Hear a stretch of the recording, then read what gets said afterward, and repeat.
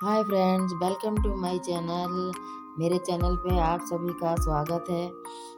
आज मैं आपके लिए लाई हूँ ध्रुव चरित्र। चलिए शुरू करते हैं। महाराज उत्तानपाद की बड़ी रानी सुनीति के गर्भ से ध्रुव जी ने जन्म लिया था। महाराज उत्तानपाद की छोटी रानी सुरुचि ध्रुव जी की माता सुनीति से अकारण ही द्वेष रखती थी। राजा पर छोटी रानी सुरुचि के सौंदर्य का बड़ा प्रभाव था। निदान एक दिन सुरुचि के कहने पर इसके रूप जाल में फंसकर देवी सुनीति जैसी पवित्र स्त्री को भी राजा ने अपने महल से बाहर निकाल दिया था। उस समय महारानी सुनीति की गोद में एक सुंदर बालक ध्रुव था। वह उसे लेकर नदी के तट पर पहुंची और ऋषियों के आश्रम के समीप समय व्यतीत करने लगी। महर्षि अत्रि ने ध्रुव जी को बड़ी अच्छी शिक्षा दी थी। जब वे 5 वर्ष के हुए तो अपने पिता का दर्शन करने राजमहल में पहुंचे। तब महाराज उत्तानपाद ने पुत्र स्नेह से उनको अपनी छाती से लगाकर खूब प्यार करके अपनी गोद में बिठा लिया। महाराज को छोटी रानी सुरुचि के भी एक उत्तम नाम का पुत्र था। ध्रुव बड़े होने के कारण न्यायवत राज्य के अधिकारी थे, इसलिए रानी सुरुचि महाराज उत्तानपाद को पुत्र ध्रुव से प्यार करने में सहमति नहीं थी। जब रानी सुरुचि ने महाराज के भवन में प्रवेश किया और ध्रुव जी को राजा की गोद में बैठा हुआ देखा, तब क्रोधावेश में झपट कर बालक ध्रुव का हाथ पकड़कर महाराज की गोद से खींच लिया और बोली, तू महाराज की गोद में बैठने योग्य नहीं है। तूने एक अभागिन की कोख से जन्म लिया है। यदि तू मेरे पुत्र उत्तम की भांति राज्य सिंहासन पर या महाराज की गोद में बैठना चाहता है तो मेरी कोख से जन्म लेगा तो बैठ सकता है।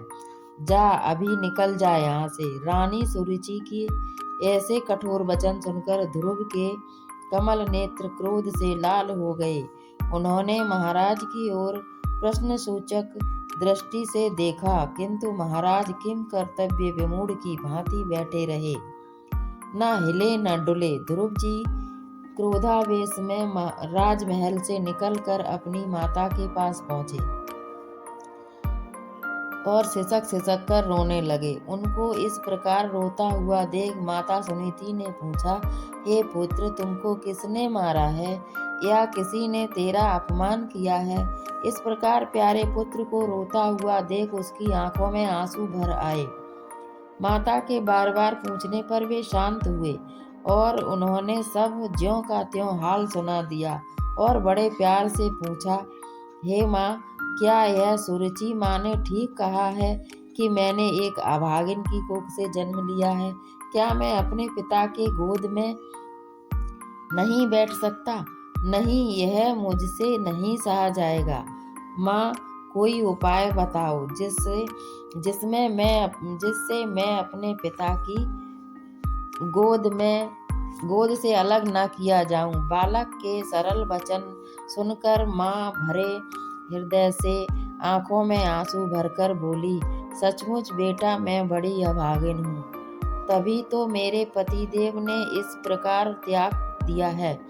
किंतु बेटा, तुम्हारे पिता की गोद से बढ़कर परमपिता परमेश्वर की गोद है। तुम उस गोद को प्राप्त करो, तब तुम उत्तम से भी बढ़ जाओगे। अतः तुम्हें अपने पिता की गोद न पा सकने का दुख न करना चाहिए। माँ के ऐसे वचन सुनकर बालक ध्रुव प्रसन्न हो गए और उन्होंने कहा, हे माँ, तब मैं भगवान को प्रसन्न करूँगा। ऋषि मुनियों के आश्रम में रहने के कारण वे इतना जान गए थे कि भगवान को प्रसन्न करने के लिए वन में जाकर तपस्या करनी पड़ती है। वे बोले, माँ, मुझे आशीर्वाद दो, मैं अभी तपस्या करने वन में जाऊंगा। ऐसा कहकर उन्होंने अपनी माता के चरणों में अपना शीश झुका दिया। माता ने मन ही मन कल्याणकारी प्रभु की प्रार्थना करते हुए उनको आशीर्वाद दिया। पुत्र स्नेह के कारण उनकी आंखों से आंसू झरने लगे, कंठ से बोल निकलना कठिन हो गया। उन्होंने पुत्र को गोद में लेकर उनका मुख चूमा। ध्रुव जी की लगन सच्ची थी, वे शीघ्र ही वन की ओर चल दिए। उस समय उनकी आयु केवल 5 वर्ष की थी। इतनी छोटी अवस्था में ही उनके हृदय में भगवान की भक्ति उमड़ पड़ी। वे रात दिन चलते चलते एक बियाबान जंगल में पहुंचे। उस वन में सिंह, हाथी, सूअर आदि भयानक जंगली पशु निवास करते थे। उनके हृदय में किसी के प्रति द्वेष भाव नहीं था, फिर वे उनका क्या बिगाड़ सकते।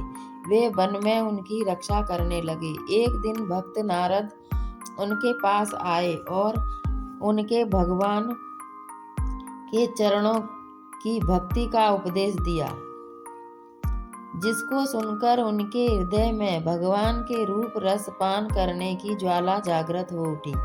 वे एक वृक्ष के नीचे पद्मासन लगाकर नारद जी के दिए हुए गुरु मंत्र ओम नमो नारायण का निरंतर जाप करने लगे। उनके हृदय में भगवान नारायण की झांकी हर समय रहती थी। अंत में सारे संसार का पालन करने वाले भगवान ने उनकी हठ से 6 महीने की कठोर तपस्या के कारण दर्शन दिए। 6 महीने तक बिना अन्न जल ग्रहण किए तपस्या करते रहने के कारण उनका देह अस्थि पंजर मात्र रह गया था। भगवान ने आते ही इनके सिर पर अपना हाथ रखा। हाथ के स्पर्श से उनकी प्रसन्नता का ठिकाना न रहा। आज उनकी मनोकामना पूरी हुई। उनके नेत्रों से प्रेमाश्रु हो उठे। भक्तों की इच्छा पूर्ण करने वाले प्रभु ने उनको अपनी गोद में बैठा लिया। ध्रुव जी का देह तेज से दीप्यमान तपमान हो उठी। प्रभु बोले, पुत्र, तुमने अपनी भक्ति से मुझे सदैव के लिए अपना बना लिया है। मैं तुम्हें नित्य लोक प्रदान करता हूँ। अब तुम जाओ, अपनी माता के दुखों को दूर करो और पृथ्वी पर दीर्घ काल तक राज्य सुखों का उपभोग करो। कहकर प्रभु अंतर्ध्यान हो गए। ध्रुव जी प्रभु की आज्ञा अनुसार अपनी माता के पास लौट आए और उन्होंने सहस्त्रों वर्षों तक इस पृथ्वी का पालन किया। पृथ्वी पर राज्य भोग का समय समाप्त होने पर भगवान के पार्षद विमान लेकर आए। अपनी प्यारी माता के साथ ध्रुव जी विमान पर बैठे और नित्य लोक में निवास करने लगे। समस्त ग्रह, सभी नक्षत्र, संपूर्ण तारावर्ण उनकी परिक्रमा करता है। आज भी आकाश से अपनी भक्ति की ज्योत से इस लोक को प्रकाशित करते हैं। बोलिए ध्रुव जी महाराज की जय।